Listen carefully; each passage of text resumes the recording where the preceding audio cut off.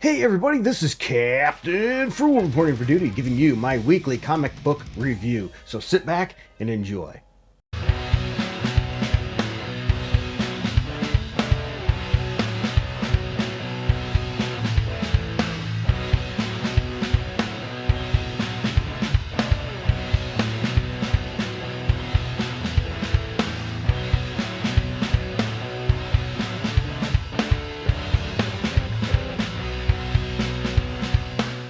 Alright everybody, for those of you that know the drill, I go over a bunch of comic books for the week that I chose to read.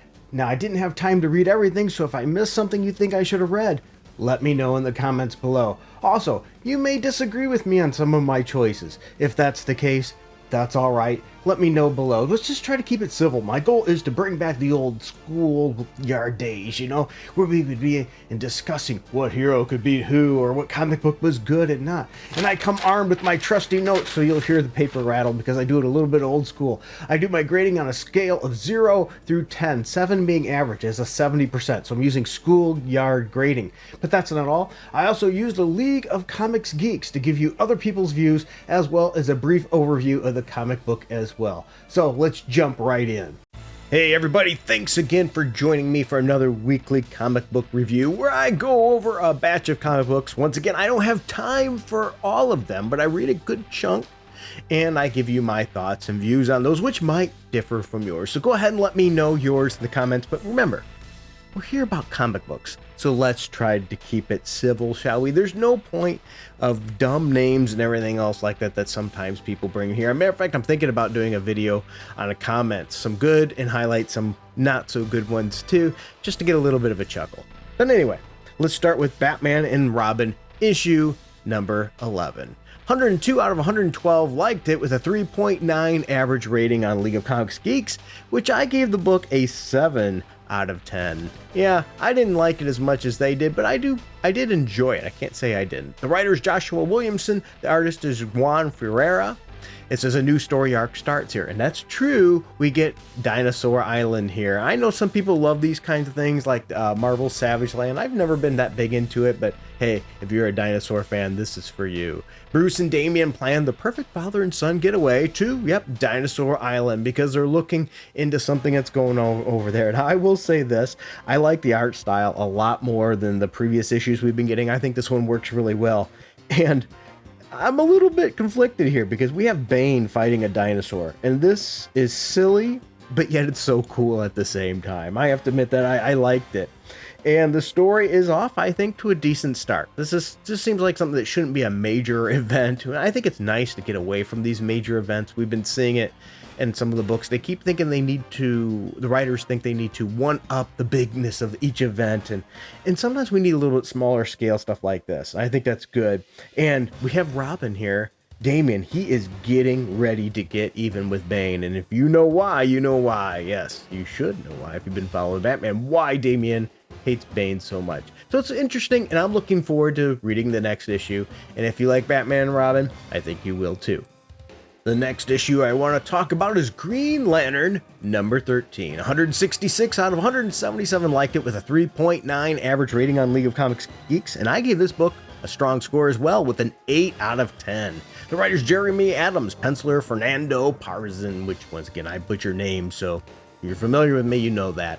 We have Back on Earth and On the Run. Hal Jordan is the latest casualty of the none other movement from Amanda Waller to take down the superpowered heroes. Depowered and back on Earth, Hal needs to find a way to get to the new power battery and recharge. Yeah, this is a pretty cool issue. This is another Absolute Power tie-in, but there's good art in this issue, and there's some really good Hal Jordan one-liners showing the wit of Hal Jordan, something that's really cool about the character. And hey, Hal Jordan headbutts King Shark. How cool is that? This is a well-written issue, and I really enjoyed this one a lot. I think it's good, and a Scorn X is going to be getting even possibly with Hal Jordan here because he gets a power-up. So only time will tell what will happen next. I think this has been good, this series. Green Lantern has been good, and speaking of which, the cover's pretty cool as well on this issue. If you're a Green Lantern fan, I think you'll like this. There's some really good other extra covers too available for this book as well. I've been enjoying this series, and I think you would too. Well, you take the good, you take the bad, and well, you know, you have them both, and there you have the facts of life. So let's dive into Amazing Spider-Man number 53, where 86 out of 146 liked it with a 2.8 average on League of Comics Geeks, and I am in agreement with them. I gave this book a whopping 6 out of 10. Zeb Wells is the writer. Please, I can't wait for the new team. The artist is Todd Newak here. Once again, if I pronounce these names wrong, there is no meanness intended. There is some pretty cool alternate covers for this, though. But I don't see why you'd want to get this book sucks. The secrets revealed, meet Spider-Goblin. Following the shocking events of issue number 50, Peter Parker is a changed man. He, of course, now is the Spider-Goblin, but he's fighting that in his head and getting past it. This book does have good art, so don't get me wrong there. But boy, is this story dumb. I just do not like this. I am looking forward to a new creative team on this, because this book is just not good. I mean, I don't know, maybe giving a 6 out of 10 is more than I would have or should have given it in the first place. It looks like nobody's really wanting this book. All right, jumping to the next one, let's talk about the amazing, the fantastic, the excellent Spider-Boy number 9. No, I'm kidding. I'm not going to review this crap. This looks like garbage. Right from this character is lame, ridiculous. No thanks. I'm out. I'm not reading that one. I would imagine anybody should skip it. Matter of fact, looking at League of Comics Geeks, only 53 out of 63. 53 out of 66. Sorry, I liked it, meaning that it's probably not selling worth a crap either. And then, to be honest with you, that's probably more than what it deserves. Hey guys, today's video is sponsored by My Wallet. Yeah, I'm not trying to push any kind of wallet or pimp any wallet out. What I mean is it's sponsored by my personal wallet and the cash that comes out of it to pay for these things. If you want to help with this, you can hit like, subscribe, that notification bell. Those are great ways to get started. But if you find yourself in a position where you can help the channel more, we have a Patreon and a subscribe star down below that you can click on those links. And for as little as $1 a month, you'll have special videos and things to just you, music that you can get. Or maybe if you wanted to, a one-time donation just to help out, we have a Streamlabs link down below. Or we also have, if you go to the Patreon shop, you could buy a song for like $3. I wish I could put them a little lower, but that's the minimum they allow for that. So there's lots of options. Sometimes you might even see an Amazon link. If you want to buy anything through Amazon, click on my link first, then go through there. That'll give me a couple pennies, possibly that way too as well. So there's lots of ways you can help out the channel, because without you, it would not be possible. So thank you, everybody. And let's get back to the video. Now let's get the taste of that slotty crap out of our mouths of Spider-Boy and talk about the Ultimate number 2. 514 out of 527 liked it with a 4.5 average rating. Yes, that was 514 out of 527. I think this book is selling really, really well, and I think it deserves it too. The writer is Denz Camp, sorry, butchered it. Artist Juan Frigeri. And it says, shocking secrets of the Ultimate Universe revealed. Captain America reckons with the Maker's dismantling of nations by visiting none other than the White House, leading a massive brawl between Midas and the young band of freedom fighters. But Midas has been holding a superhuman hostage as a power source. And yes, you'll get to see who that is at the end. This book has had good art, really good characterization. The story has been interesting and great as well. And Cap takes a beating in this issue. I mean, sadly, he takes a massive beating here. But just like Steve Rogers, he does not give up. I am really looking forward to the next issue. We're only 2 issues in here, people. If this is one that you didn't get, I recommend going back, getting issue number 1 and getting issue number 2. I really do not think that you'll be disappointed. And you know what? Speaking of disappointed, let's talk about the Avengers issue number 16. Now, I'm not disappointed in it for the reason you may think. So hear me out here. Stick with me here. 130 out of 133 liked it on League of Comics Geeks with a 4 average rating. And I gave this book a 7.5. So you're probably going, wait, disappointed. Just bear with me here. The writer's Jed MacKay, the artist is Carlos Fabian Villa, which once again I butcher. And Baron Blood strikes in this issue. Captain America must battle a vampire overrun Hydra. I mean, how cool is that? Will Cap's ragtag group of heroes be able to handle Baron Blood's army of vampires? And what about rescuing the hordes of civilian prisoners as well? Plus, we get what's next for the Avengers Emergency Response Team here. Now, why I said what I said? Well, first of all, this book has decent art. It has a good story.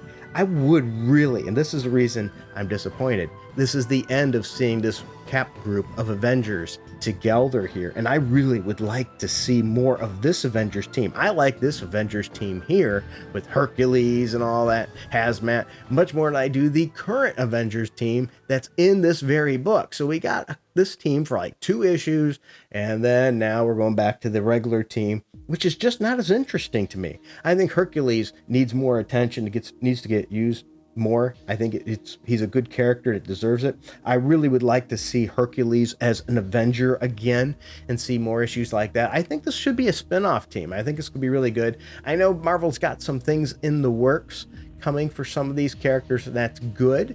But nonetheless, I enjoyed this, and I would have liked to have seen more of this group. Switching gears back to DC, let's talk about Absolute Power Task Force 7. Issue number 1. 140 out of 156 liked it with a 3.5 rating on League of Comics Geeks, and I gave this book not nearly as high of a score. I gave it a 6.9. No jokes there, okay? Writer is Leah Williams, artist is Caitlin Yarsky. It says the Trinity of Evil's forces target the Marvel family. Yep, the last sun strikes. Super no more! With the assault of Metropolis heroes complete, Amanda Waller's latest living weapon, the Last Sun, sets his sights on the other most powerful superheroes in the DCU, and that is none other than the Marvel family. You know, the Captain, I can't say Captain Marvel anymore, and Mary Marvel.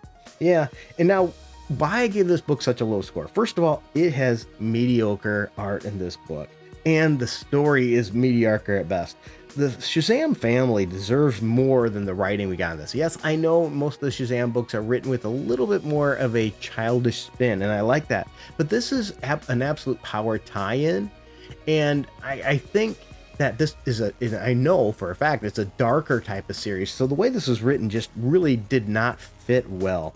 If you're not collecting all of Absolute Power, you really can skip this issue. I don't think you're going to find much joy in it. It's just way too silly and too much goofy humor for a serious storyline. Now, there is some cool alternate covers available for this, but I don't think that's enough to make it okay to purchase this book. Yeah, I would really like to know your thoughts. For anybody here that has read this issue, did you have a different take on it than me? I'm thinking maybe my views are contoured, run a little contour to most, but I'd be interesting to see your thoughts as well. The next book I want to talk about is Ghost Rider Final Vengeance number 5, where 43 out of 44 liked it with a 4.2 average rating, which leads me to believe not enough people are reading this one. Yeah, I gave this book a 7.9 out of 10. League of Comics Geeks people are enjoying it. I'm enjoying it. I think this book deserves more attention, so let's try to pump it up a little bit. Okay, I think it deserves it. The writer's Benjamin Percy, the artist is Danny Kim. Johnny Blaze versus the Hood. It's coming. The grudge match that we've been waiting for. It says it's here, but it's not. It's on its way here. But can Johnny bear to be joined to the spirit of vengeance again? I would hope so, right? We get Johnny getting his old uniform back in this issue too. This is good art. This is a good story too. And one of the things I really like about this is it shows that the Hood gains power. He gains all this power that he wanted, but he loses what he cares about the most, and the reason he's doing it in the first place. So, yeah, the villain is really quite tortured here. And I think that was a really nice take, because the Hood has always sort of been a one-note character not many people care about. And I think this issue actually did a good job of maybe humanizing him a bit more and making us understand him. And I mean, making him a good villain too, just in general. And the next issue should be the conclusion of this mini, and I'm telling you, I'm all in for it. If you haven't been reading this, maybe wait for it in trade if you plan on getting it that way, or check it out. I've been enjoying this one, and if you're a Ghost Rider fan, I think you will as well. The next issue I want to talk about is Daredevil issue number 11. 111 out of 115 liked it with a 4 average rating on League of Comics Geeks, and I gave this book a 7.4. It's a pretty strong showing. We have the writer Salman Amrad and artist Aaron Cooter. Now, I'm going to tell you right now, I really like the cover of this book with bullseye on it. It's a simplistic cover, but it just works. But there's also some really good alternate covers. Oh, you know what? Speaking of covers, if you haven't been following the channel in the past, I did what was called a series called Cover Battle, where I compared 3 comic books and we discussed the covers and which one we liked best. I'm planning on actually bringing that back, and I think I'm going to do it in 2 formats, one with actual physical comic books, because I got little stands for them now, and another one just showing them digitally. So I'm thinking about bringing Cover Battle back. Would you like to see it? I think I'm going to do it. I enjoy doing those. Well, anyway, back on target with this issue. Beset by the most vicious foes they've ever known, the Daredevils, Matt Murdock, and Elektra Natchios, which I just butchered her name, are on their last legs. Yes, they are in big trouble. If you recall from last issue, Daredevil took a heck of a beating. And when I say Daredevil, I mean Matt Murdock, not Elektra as Daredevil, which I don't know why Marvel keeps wanting to do that. I know they do it marketing purposes for name recognition, but instead, maybe build your characters. I mean, think about like what they did with Falcon. People were digging Falcon, and then what they do, they make him Captain America. They take a cool character like Elektra, and they make her a Daredevil. We don't need that. Give them the regular names. Let them shine for what they are. Well, anyway, everything they fought for together has fallen apart and has led to this. It is a brutal and barbaric issue. Absolutely good cover. As I said, it makes me want to read the comic, henceforth something a cover should do. The writer in this book brings up a really cool point, though, about when Matt Murdock wakes up from blacking out, where most people wake up and they see things around him. Matt Murdock doesn't. He wakes up to darkness because he doesn't have sight. And I think that was a really cool little insight. You know, it should be like, well, it's obvious he's blind, and that's true. But, I mean, that's just something you don't normally think about, and I like that.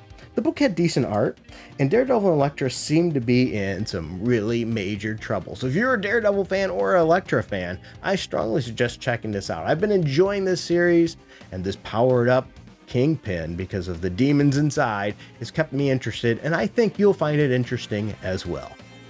The next book I want to talk about is a throwback to the 80s. And speaking about a throwback to the 80s, if you haven't seen it, I recently did a video review on the G.I. Joe game that's coming out, the demo on it. I played the demo and gave my initial thoughts on it. The video's doing pretty well, so thank you. I appreciate that.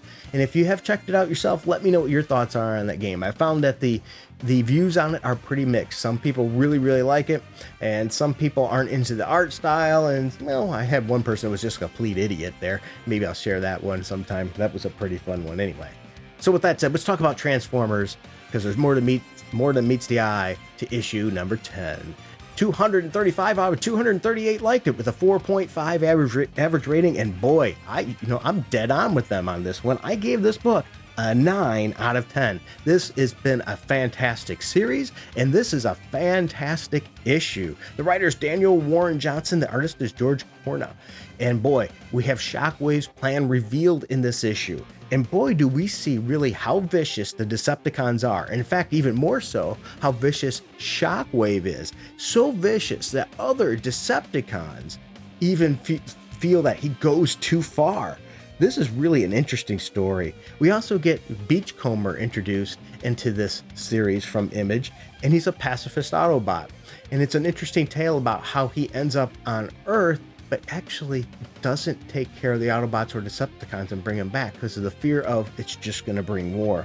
This issue does well showing the evil of the Decepticons. It really does. But equally to that, it shows the heart of the Autobots. And you see a definitive difference between them both in their views. This is a fantastic must-read for any Transformers fan. Matter of fact, even if you're not a Transformers fan, I think reading this might just change your views and make you one. This is probably my top issue for this week. I think you'd be missing out if you didn't check it out. Now, for the last book that I'm reviewing this week is another fantastic book from a mini-series that I suggest that you check out. It's a Max comic issue as well, and that is none other than Get Fury, issue number 3. Sadly, it's not getting, I think, a lot of numbers. It only has 51 out of 53 liking it with a 4 average rating on League of Comics Geeks. This book, I believe, deserves more. If you are a Frank Castle fan, you should be reading this book. The writer is Garth Ennis, and then the penciler is Jason Burrows. And I'm telling you, I would recommend checking this out. We have, once again, Nick Fury was caught Frank Castle goes in, was supposed to assassinate him, but he's probably really not going to. He was going to save him. But then the people that sent him to do that in the first place are realizing, I don't think that that Frank is going to be taking him out. He's going to save him, and they actually want Nick Fury taken out because the information he knows. So this is just a cluster mess, and it's great. And this is also The Punisher, Frank Castle, written correctly. Unlike the crap that we got from the last Punisher Frank Castle series, where they retconned and completely destroyed Frank Castle as a character. Because why? Because Marvel is idiots. That's why. I mean, they have a character that a large amount of people like, and they've done everything they can to throw it in his face. But, you know, we need to help out Frank here. Because as I just said, they've done all this to damage the character, but when we get a good book with the character, not enough people are picking this up. I think we need to speak with our dollars here on this book. The book has some really good art, and Frank, boy, don't ever ask Frank to show you his papers, because Frank is a master at showing his papers. I'm telling you, if you read this issue, you know what I'm saying here. If you didn't, you need to get this issue. It is a good story. It's good characterization. We get good Frank Castle. We get good Nick Fury. Yeah, the real Nick Fury before they had to change him because they wanted a match with the MCU silliness, right? They could have had another character survive, but you know, that's just the way it is. They wanted, and I get it to some degree, they wanted you to be able to see the movie and then pick up a comic book and have it match. But really, how good of a job have they ever done that anyway? And I'd really like to know is how many people ever actually watched those and said, oh, I'm going to read a book now with this character. It's probably just not that high, though it should be. Don't get me wrong, it should be. So I have mixed feelings on that, but it is nice to see the original Nick Fury back and Frank Castle back and written as he should. Of course, this is not in the mainline continuity, so, and this is also a past story, so there's a lot of, you know, leeway they can have with the character. Let's support Frank Castle. Good book. Now, with that said, thank you for supporting me. If you stuck through this whole video, wow, you are amazing. I truly appreciate you and all that you do. Spread these videos around. The channel has been growing. Yeah, we've been getting some good growth, and some of the videos have been popping off and doing pretty good as well. And I know that wouldn't be possible without this wonderful community. You've all been nothing but great, and a double thank you too again for all the supporters of this channel in any way that you've done, even if it's through Patreon, Subscribestar, putting in $1 a month or whatever. Without you, it would not be possible. I greatly appreciate every one of you. My family does as well. And until next time, keep it frugal.